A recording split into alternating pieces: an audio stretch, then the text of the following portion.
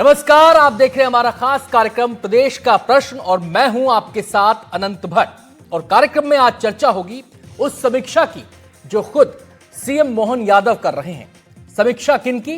मध्य प्रदेश सरकार के मंत्रियों की। समीक्षा के लिए बाकायदा पूरा टाइम टेबल जारी हुआ है। कई मंत्रियों का report card CM Mohan Yadav देख चुके हैं और कई कतार में हैं। लेकिन सवाल यह है कि आखिर इस समीक्षा का लक्ष्य क्या है? जो मंत्री आशाओं पर खरे नहीं उतर पाए तो उनका क्या होगा? क्या इस समीक्षा में कैबिनेट में फेरबदल के संकेत छुपे हैं?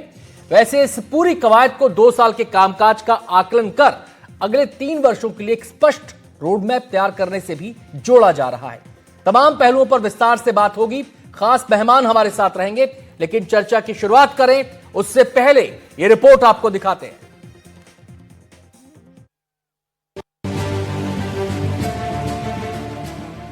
भोपाल में 2 दिसंबर से मंत्रियों और उनके विभागों की बड़ी समीक्षा शुरू हो गई है और ये 9 दिसंबर तक चलेगी।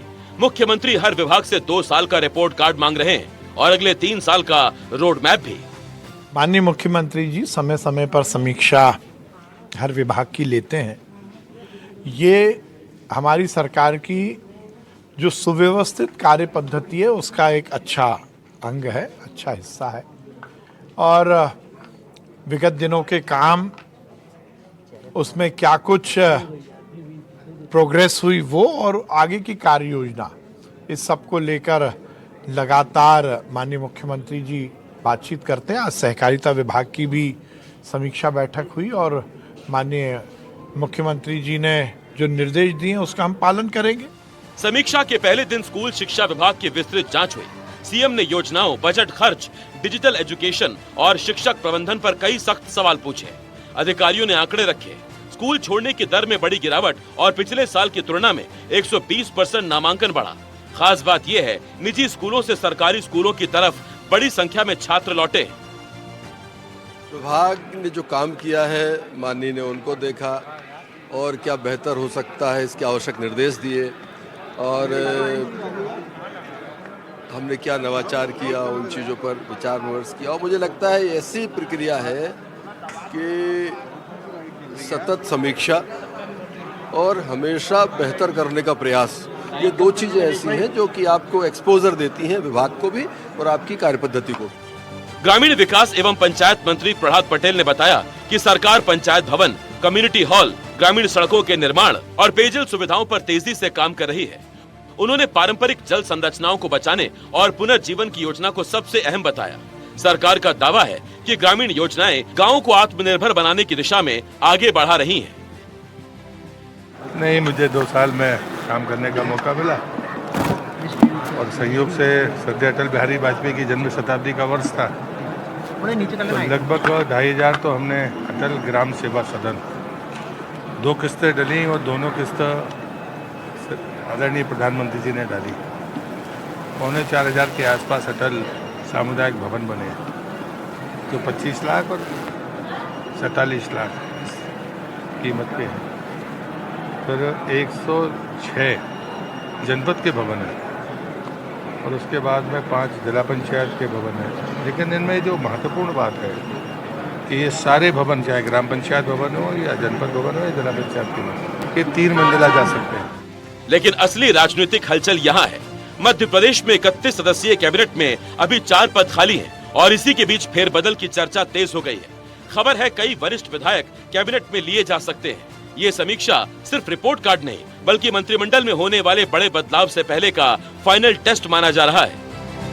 मध्य प्रदेश के मंत्रियों का अब असली रिपोर्ट कार्ड बन रहा है। सीएम डॉक्टर मोहन यादव हर एक विभाग की फाइलें खंगालकर परफॉर्मेंस की सख्त समीक्षा कर रहे हैं। पिछले 2 सालों का पूरा डेटा देखते हुए रिकॉर्ड जान रहे हैं और अगले आने वाले 3 सालों के लिए टारगेट भी तय किया जा रहा है। सरकार का संदेश साफ है, परफॉर्मेंस से टिके रहने की असली कसौटी होगी। सरकार का कहना है इन समीक्षाओं का मकसद जमीनी स्तर पर प्रशासनिक कामों को तेज करना है और ये सुनिश्चित करना है कि सरकारी योजनाओं का लाभ अंतिम व्यक्ति तक पहुंचे। मुख्यमंत्री पहले ही साफ संदेश दे चुके हैं कि काम करेंगे तो रहेंगे, नहीं करेंगे तो बदलाव तय है। एनडीटीवी के लिए भोपाल से निहारिका शर्मा की रिपोर्ट। मध्य प्रदेश में जारी विभागीय समीक्षा बैठकों ने सियासी हलचल तेज कर दी है। बैठकों के बाद मंत्रिमंडल विस्तार की प्रक्रिया आगे बढ़ाने की अटकलें भी तेज हो चुकी है। सीएम डॉक्टर मोहन यादव द्वारा हर विभाग की परफॉर्मेंस रिपोर्ट तैयार की जा रही है। बहुत बारीकी से हर विभाग में पिछले 2 साल क्या किया गया और आने 3 सालों में क्या होगा, इसकी रिपोर्ट कार्ड बनाई जा रही है और इन रिपोर्ट कार्ड के आधार पर नए चेहरों को मौका मिलने की चर्चाएं भी अब तेज हो चुकी है। देखना होगा कि रिपोर्ट कार्ड बनने के बाद आगे क्या कुछ बदलाव देखने को मिलते हैं या स्थिति सामान्य नजर आती है। कैमरामैन राजू बाथम के साथ निहारिका शर्मा, एनडीटीवी। तो समीक्षा की प्रक्रिया जारी है और ये 2 तारीख से शुरू हो चुकी है, 9 तारीख तक चलना है। अगर हम बात करें 2 दिन की तो 2 तारीख से शुरू हुई, आज दूसरा दिन था, 3 तारीख थी। लगभग 12 से 13 मंत्रियों की समीक्षा हो चुकी है, बाकी कतार में लगे हुए हैं। और सीएम मोहन यादव खुद कह चुके हैं कि काम करना है, काम करना चाहिए, इसी का आशीर्वाद हमें मिला है और हमें परफॉर्म करके दिखाना होगा। बाकी जो पार्टी फैसला लेगी हम उस सब उससे बंधे हुए हैं।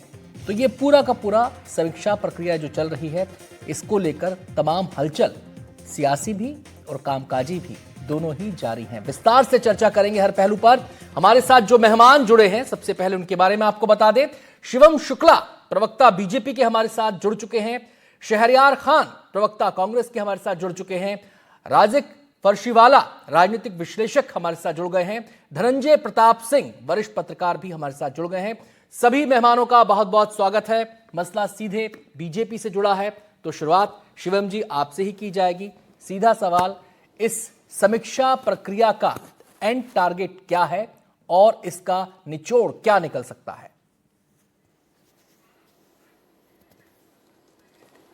देखिए अनंत जी, सबसे महत्वपूर्ण चीज यह है कि शासन चलाने के क्रम में लगातार आत्मावलोकन, आत्ममंथन, अपनी योजनाओं की समीक्षा बहुत आवश्यक एक मशीनरी के रूप में देखा जाना चाहिए, जिसके माध्यम से भविष्य की एक रणनीति भी निर्धारित हो और पूर्व के कार्यों के मूल्यांकन के आधार पर उसका कैसे बेहतर, उसका एक जो होता है गुण दोष दोनों को देखा जा सके और भविष्य की कार्य योजना को तेज गति और एक स्फूर्ति के साथ लागू किया जा सके। हम अपने जो लक्ष्य 5 वर्षों के लिए लेकर के चले हैं, विधानसभा चुनाव 2023 के दौरान भारतीय जनता पार्टी ने अपने संकल्प पत्र में मोदी जी की गारंटी के नाम से मध्य प्रदेश की जनता से तमाम संकल्पों को रखा था और उनको पूर्ण करने की दिशा में विगत 2 वर्षों में हम कितना आगे बढ़ पाए हैं, कौन से उसमें बेहतर और कदम उठाए जाने की आवश्यकता है, इसको लेकर के माननीय मुख्यमंत्री जी लगातार विभागीय मंत्रियों के साथ समीक्षा बैठकें कर रहे हैं। विभाग के अधिकारी कर्मचारी 2 वर्षों का फीडबैक और रिपोर्ट कार्ड दे रहे हैं। किन क्षेत्रों में हम पिछड़ रहे हैं, किन क्षेत्रों में हम और बेहतर कर सकते हैं, इन तमाम चीजों को देखने और समझने का काम मध्य प्रदेश की सरकार समग्र तौर पर कर रही है और यह दिखाता है कि मध्य प्रदेश की जो जी मेरा सवाल ये है कि एंड रिजल्ट, आपने पूरी प्रक्रिया बताई, हमने अपनी रिपोर्ट में भी बताया कि क्या क्या हो रहा है, क्या क्या मांगा गया, क्या क्या पूछा जा रहा है, क्या रिएक्शंस आ रहे हैं। इसका एंड रिजल्ट क्या होगा? क्या पास फेल के पैमाने पर चीजों को तौला जाएगा? क्या पद को परफॉर्मेंस से जोड़ा जाएगा? देखिए, एंड रिजल्ट इसका ये होगा कि आने वाले 3 वर्षों के लिए हम किस प्रकार से आगे बढ़ेंगे, किन क्षेत्रों में पिछड़ रहे हैं, उनमें बेहतरी कहां से लाई जा सकती है। मंत्रियों की भी माननीय मुख्यमंत्री जी के साथ बहुत सारी अपेक्षाएं होंगी, विभाग को लेकर के कई बार चुनौतियां आ रही होंगी। तो जब एक समग्र तौर पर पूरा बृहत्तर और विहंगम बर्ड आई व्यू जिसको हम बोलते हैं, उस प्रकार से जब चर्चा होती है, तमाम चीजों को एक एक करके सिलसिलेवार ढंग से माननीय मुख्यमंत्री जी के समक्ष रखा जाता है, तो उसका जो निचोड़ निकल करके आएगा वो आने वाले वक्त के लिए हमारी 3 वर्षों की सरकार की आगे की जो दशा और दिशा है उसको निर्धारित करने में सहायक रहेगा। और सबसे महत्वपूर्ण चीज यह है कि 2 वर्षों के दौरान जिस तेज गति के साथ सिचुएशन बदल रही है, स्थानीय परिस्थितियां बदल रही है, तो उसको लेकर के बहुत सारी नई चीजों को भी अकोमोडेट करने की आवश्यकता है। तो तमाम चीजों को सार्थक संवाद के माध्यम से अपनी पॉलिसी, अपनी नीतियों में ढालने का काम हमारी सरकार करने जा रही है और उस दृष्टि के साथ यह पूरी बैठकों का आयोजन किया जा रहा है और यह दिखाता है कि भारतीय जनता पार्टी सिर्फ सरकार चलाना नहीं जानती, बल्कि उस सरकार का एक एफिशिएंट रिजल्ट देने में भी। शिवम जी, मैंने एक सवाल और पूछा था, शायद आप जवाब देते भी, लेकिन समय की कमी तो इसलिए आपको बीच में टोक रहा हूं। वो बात तो आपने पहले बता ही दी। मैंने सवाल ये पूछा था, क्या पद को परफॉर्मेंस से जोड़ा जाएगा? क्या आकलन पास फेल के लेवल पे होगा?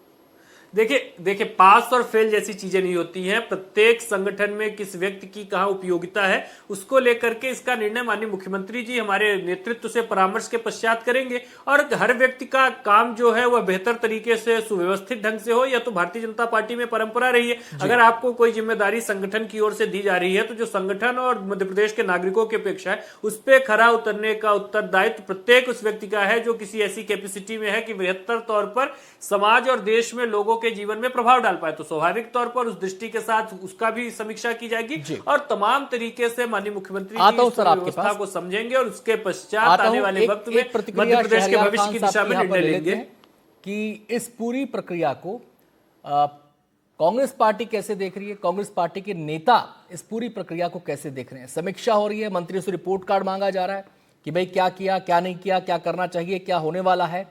आप इसको कैसे देख रहे हैं?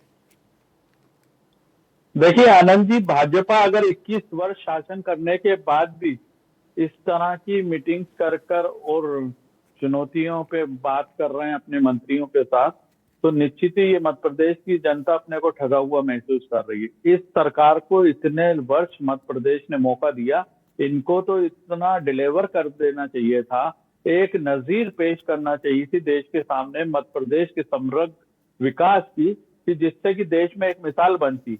सिर्फ इनका विकास स्लोगनों पे है, मीटिंग पे है, इवेंट पे है और इस तरह की डिबेट्स में प्रपंच शब्दों का करके इतिश्री करने का है। लगभग मध्य प्रदेश का हर नागरिक 50,000 के कर्ज में इनके 21 वर्ष शहरयार साहब, कार्यकाल में मंत्रिमंडल एक सीएम की टीम होता है और उस टीम के मुखिया सीएम होते हैं। अगर वो मुखिया होने के नाते अपनी टीम से ये कह रहे हैं कि भाई मुझे आपका परफॉर्मेंस का जो रिपोर्ट कार्ड है वो जो देखना है, मुझे समझना है कि आपको जो जिम्मेदारी दी गई थी वो आपने निभाई या नहीं निभाई, ये तो एक अच्छी बात है कि सीएम समय समय पर समीक्षा कर रहे हैं, एक हिदायत भी दे रहे हैं। वहां पर एक अदृश्य लक्ष्मण रेखा भी खींची जाती होगी कि भाई ये रहा है और ये नहीं हुआ है। वो बहुत सारी बातें तो हमारे सामने खैर नहीं आएंगी, लेकिन ये तो अच्छी बात है कि एक टीम लीडर, एक टीम का कैप्टन जो है वो पूछ रहा है भाई आप खेल कैसा रहे हो। बिल्कुल आनंद जी, बहुत अच्छा आपने सवाल पूछा। इस सवाल में ही जो अपने टीम से पूछ रहे हैं कैप्टन, उन कैप्टन की जिम्मेदारी मध्य प्रदेश के प्रति नहीं है। उनके पास भी लगभग 13 विभाग हैं जो मुख्यमंत्री, उसमें महत्वपूर्ण गृह विभाग भी है। और मध्य प्रदेश देश में महिला अत्याचार के मामले में यहाँ की तो नायब तहसीलदार के भी आपने अभी देखे किस तरह से आपकी हेडलाइन में भी चल रहा है। महिलाओं के नाम पे, लाडली बहना के नाम पर ये यहाँ पर सरकार में आए और जब मुख्यमंत्री के पास 13 विभाग हैं तो उनकी समीक्षा कौन करेगा? वो कैप्टन की समीक्षा कहाँ होगी? तो ये भी तो सवाल उठ खड़ा होता है कि मध्य प्रदेश में स्थिति लॉ एंड ऑर्डर की बद से बदतर हो चुकी है और वो मुख्यमंत्री के पास गृह विभाग है, उसकी समीक्षा कौन करेगा? दिल्ली में अमित शाह करेंगे या नरेंद्र मोदी जी करेंगे? ये भी बताना पड़ेगा मध्य प्रदेश को, उसकी किसकी जिम्मेदारी है? छोटी सी प्रतिक्रिया मैं इस पर ले लेता हूं। आनंद जी, पर्ची से उन्होंने तो ये मुख्यमंत्री हमको दिया है, जिसके कार्यकाल में पिछले 2 साल में मध्य प्रदेश लगभग 72,000 करोड़ के कर्ज में और डूब गया है। यहाँ पर हालत यह है कि आपकी जो जीएसडीपी की जो लिमिट है 33%, वो आपने पूरी कर ली। आता हूं शहरयार साहब, आपने एक सवाल उठाया, उस पर बीजेपी की प्रतिक्रिया आवश्यक है। शिवम शुक्ला जी जवाब दीजिए इसका। देखिए, सबसे महत्वपूर्ण चीज यह है कि भारतीय जनता पार्टी अपनी इसी प्रकार की अकाउंटेबिलिटी की राजनीति के कारण इतने लंबे वर्षों से सत्ता पर काबिज है। लगातार हम अपने कार्य की चीरफाड़ करते रहते हैं, वहां पर हम किस क्षेत्र में बेहतर कर रहे हैं, कहां हमें प्रगति की आवश्यकता है, कौन से मोर्चे पर हमारी सरकार, हमारा संगठन कमजोर पड़ रहा है। इन तमाम चीजों का हम लगातार एक परफॉर्मेंस रिव्यू या किसी भी जगह पर बिल्कुल अकाउंटेबिलिटी के आधार पर भारतीय जनता पार्टी काम करती है। कांग्रेस जैसे नहीं कि चुनाव में पराजय होती जाए, उस व्यक्ति के पास पावर एकदम बिल्कुल कंसंट्रेटेड रहे। यह भारतीय जनता पार्टी की परंपरा नहीं है। समीक्षा और संवाद ये हमारे संगठन के सबसे मूल तत्व है और लगातार सतत तरीके से चलने वाली चीजें हैं। प्रधानमंत्री जी तो कहते हैं अकेले गुड गवर्नेंस से काम नहीं होगा, इसको प्रोएक्टिव और प्रो पीपल होना पड़ेगा। और लगातार जब शासन आप चलाते हैं तो उस दौरान बहुत सारी तत्कालिक चुनौतियां आती है, तो जो सरकारों का कर्तव्य है उसके लिए एडहॉक सॉल्यूशंस ढूंढे जाए, तत्काल तौर पर जो समस्याएं आ रही हैं उस पर त्वरित निर्णय लिए जाए। तो इन तमाम चीजों को ध्यान में रखते हुए विगत हम 20 वर्षों के अपना अध्ययन करने के लिए एक सवाल और है, एक सवाल और है शिवम मेरा, लेकिन मैं बाकी मेहमानों के पास पहले जाऊंगा, उनकी भी यहाँ पर मौजूदगी दर्ज कराना जरूरी हो जाता है, उनकी प्रतिक्रिया जरूरी हो जाती है। मैं सबसे पहले धनंजय प्रताप सिंह जी का यहाँ पर रुख करना चाहूंगा। धनंजय प्रताप जी, जो शिवम बातें बता रहे हैं वो तो ऐसा बातें बता रहे हैं कि जो एक प्रकार से सरकारी वर्जन होता है किसी चीज का, लेकिन इसके पीछे की कहानी क्या नजर आ रही है आपको? ये जो रिपोर्ट कार्ड देखा जा रहा है, खंगाला जा रहा है, क्या किसी रद्दोबदल फेरबदल की तरफ ये इशारा कर रहा है? अटकलें तो बहुत तेज हैं इसको लेकर। देखो अनंत, हम लंबे समय से सरकारों को देख रहे हैं, रिपोर्ट कार्ड, इस तरह की समीक्षा बैठकें, इससे प्रशासनिक स्फूर्ति तो थोड़ी बहुत आती है जी, कसावट की आती है थोड़ी बहुत, लेकिन लॉन्ग टर्म में इसका कोई रिजल्ट नजर नहीं आता। ये विशुद्ध रूप से केवल और केवल पॉलिटिकल एजेंडा है। आपको मैं बताना चाहूंगा 2008 में जब धनंजय जी, आप थोड़ा लाउड बोल सकते हैं क्या सर? थोड़ा सा पास आके बोले तो आपकी आवाज हमें क्लियर हो जाएगी। आपकी आवाज अभी ठीक से आ नहीं रही है हमें।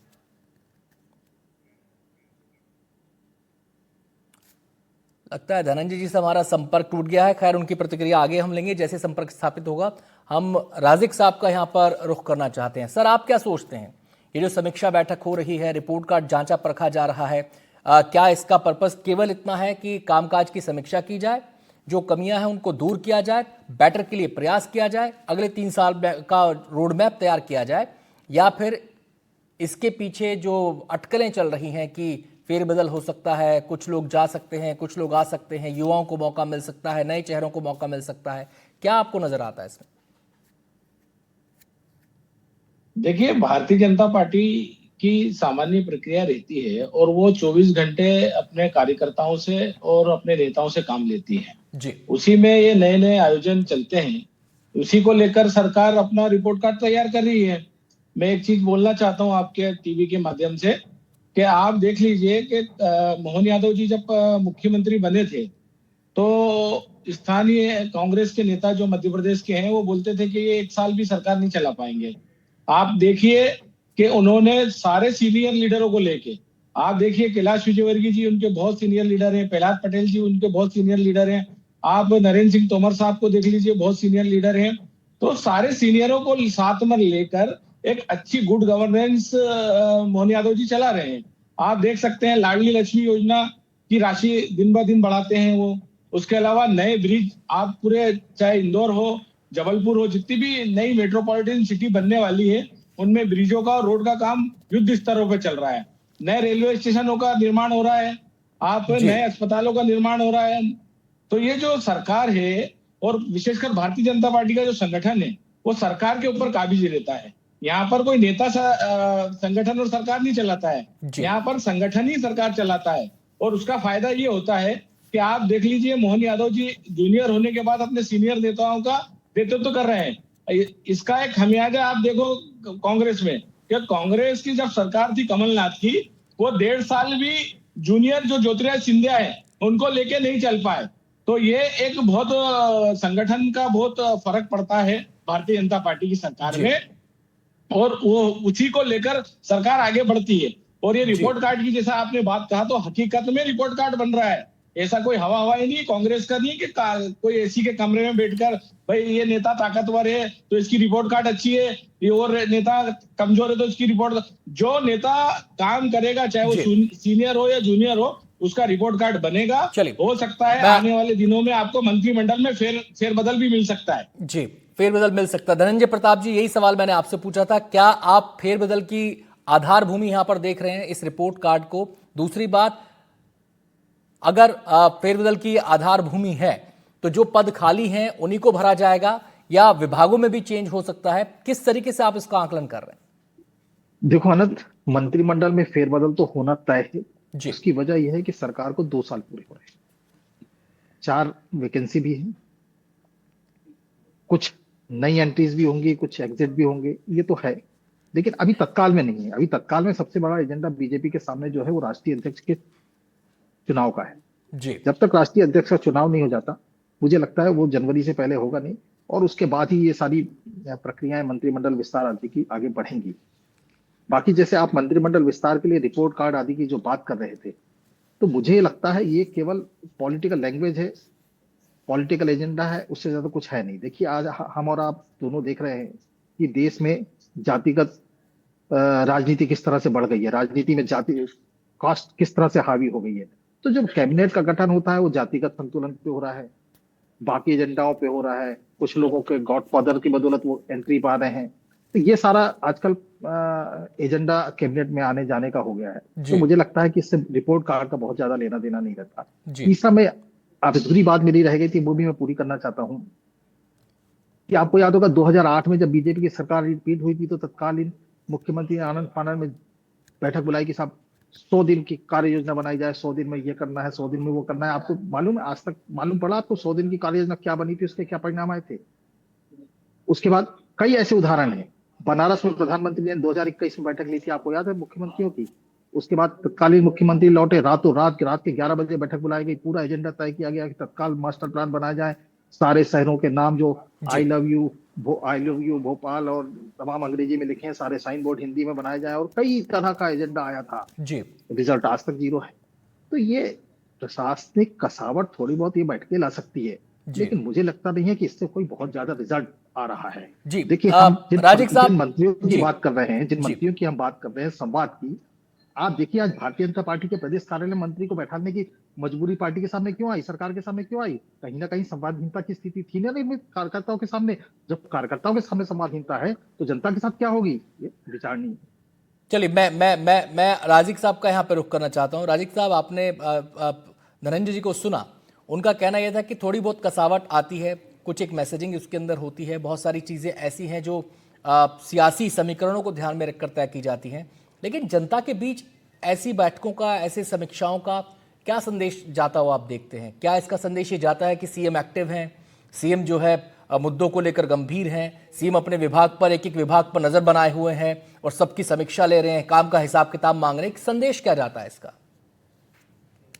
देखो, संदेश तो जाता है क्योंकि भाजपा के जो कार्यकर्ता हैं वो नीचे जाकर बूथ स्तर पर, वार्ड स्तर पर सारी बातें बताते हैं, एक एक परिवार में जाकर, है ना। वार्ड अध्यक्ष होता है, उसके ऊपर मंडल अध्यक्ष होता है, फिर शहर अध्यक्ष होता है। ये लोग अपनी सरकार की योजनाएं बताते हैं, और जो सरकार ने अभी जो जैसे नई मीटिंग होती है, मेरे कई भारतीय जनता पार्टी के साथियों से बात होती है, तो वो बताते हैं कि हमें इतना काम दिया जाता है कि कभी कभी तो डर लगता है कि हम इसको कर पाएंगे कि नहीं कर पाएंगे। और वो हमेशा नया सर्कुलर आ जाता है, और वो उस योजनाओं का, क्योंकि भारतीय जनता पार्टी का जीत का कारण ही यही है कि वो आम जनता पर जो उसकी योजनाएं चल रही हैं, जो सीएम आज सचिवालय में बैठकर बात करते हैं, वही बात काम कार्यकर्ता भारतीय जनता पार्टी का वो उसको गली गली और नगर नगर ले जाकर चलिए राजेश साहब, आता हूँ शहरयार साहब का यहाँ पे मैं रुख करना चाहूंगा। शहरयार साहब, आपने बाकी दो मेहमानों को भी सुना, उनका कहना यह है कि एक संदेश जाता है और इन बैठकों का जो पर्पस है वो यही है कि नीचे तक संदेश जाए, जो पूरी हायरार्की है संगठन की वो संदेश को लेकर नीचे तक पहुंचाती है। अगर किसी के मन में, जनता के मन में किसी किस्म का कोई शंका है, सवाल है, तो उसको दूर करने का काम इसके जरिए किया जाता है, और ये जो पूरी प्रक्रिया है बाकायदा सोची समझी रणनीति के तहत आगे चलती है। देखिए आनंद जी, बिल्कुल मैंने दोनों लोगों की बात सुनी, तो जो धनंजय जी की बात है वो बिल्कुल सार्थक बात है कि ऐसी मीटिंगों को सिर्फ दिखावे के अलावा कोई वो नहीं है। आधे घंटे के अंदर 50,000 करोड़ का एक डिपार्टमेंट की समीक्षा हो जाती है और इतिश्री हो जाती है। इससे निश्चित ही मध्य प्रदेश के भविष्य के साथ खिलवाड़ है, और मात्र नाम की जो इवेंट है वो है। और रही हमारे राजीव जी की बात, तो वो तो उनको भी आप भाजपा का प्रवक्ता ही बोल दें, जिस हिसाब से वो सरकार के लिए बैटिंग कर रहे हैं और बता रहे हैं, तो उससे तो ये साफ जाहिर है कि वो भाजपा के कार्यकर्ता ही हैं। तो मुझे को उससे कोई दिक्कत नहीं है, लेकिन जो हमारे नजरिया सर अपना हो सकता है, धनंजय सर का अपना नजरिया है, उन्होंने अपने नजरिए से बात कही, राजीव का अपना नजरिया है, वो अपने नजरिए से बात कह रहे हैं। बिल्कुल जी, ठीक है। वही मैं कह रहा हूँ कि नजरिया हो सकता है अपना। धनंजय जी एक वरिष्ठ पत्रकार हैं, और उन्होंने अपने अनुभव के हिसाब से 21 साल मध्य प्रदेश में भाजपा के चाल चरित चेहरे को देखा है। ढाक के 3 पात हैं। क्योंकि आपने डायरेक्ट राजिक के बारे में बोला है, तो सर समय की कमी, एक छोटी सी प्रतिक्रिया उनकी लेना बनता है यहाँ पर, छोटी सी प्रतिक्रिया। धनंजय केवल राजिक जी केवल 20-30 सेकंड में कह दीजिएगा। एक लास्ट सवाल शिवम से है मेरा जी। राजिक का ऑडियो दे जरा। हेलो जी आनंद जी, ये शहरयार खान साहब जो कांग्रेस के प्रवक्ता है, इनको तो मीठा मीठा गप गप और कड़वा कड़वा थू थू, इनके लिए तो कांग्रेस इसीलिए हारती है, सच को स्वीकार नहीं करती है। सुनो सुनो बताइए, सुनो शहरयार भाई, चलिए बात तो सुनो। अरे क्या विकास हुआ वो बताइए, उस पर बात करिए। चलिए एक सवाल चलते चलते शिवम से। शिवम, यहाँ पर एक सवाल कॉमन उठा, वो ये कि ये बैठकें, चाहे वो शहरयार साहब हो, धनंजय हो, दोनों ने एक सवाल उठाया कि ये बैठकें दिखावा मात्र तो बन के नहीं रह जाएंगी। एक सवाल ये उठाया। मेरा सवाल आपसे ये है कि इस बैठक का जो निचोड़ होगा, जो मैंने शुरुआत में पूछा था कि जो एंड रिजल्ट होगा, निचोड़ होगा, वो क्या साझा किया जाएगा, बताया जाएगा, निकला क्या? देखिए, भारतीय जनता पार्टी प्रत्येक चुनाव से पहले अपनी उपलब्धियों को जनता के सामने रखती है। इस बैठक का भी क्या निचोड़ आएगा? अभी मध्य प्रदेश की सरकार 2 वर्ष पूर्ण होने पर अपना बकायदा रिपोर्ट कार्ड जारी करेगी कि 2 वर्षों में हमने कौन से ऐसे कार्य योजनाओं में सफलता को हासिल किया है। और इन बैठकों का उद्देश्य यह है कि हम किन क्षेत्रों में पिछड़ रहे हैं, 3 वर्षों में हमें किन चीजों को और बेहतर करना है। और ये लगातार माफी चाहूंगा, मैंने 30 सेकंड ही रखे थे क्योंकि अब समय नहीं है मेरे पास। शहरयार साहब, माफी चाहूंगा आपसे भी, समय नहीं है सर, समय नहीं है, बिल्कुल भी नहीं है। राजीव साहब बहुत बहुत शुक्रिया। धनंजय सर, आपका भी बहुत बहुत शुक्रिया हमारे साथ चर्चा में। मैं सर धनंजय सर, मैं माफी चाहूंगा क्योंकि समय बिल्कुल बचा ही नहीं। एक छोटा सा ब्रेक हम यहाँ पे लेंगे, जल्द लौटते हैं। आप बने रहिए हमारे साथ, खबरें लगातार जारी।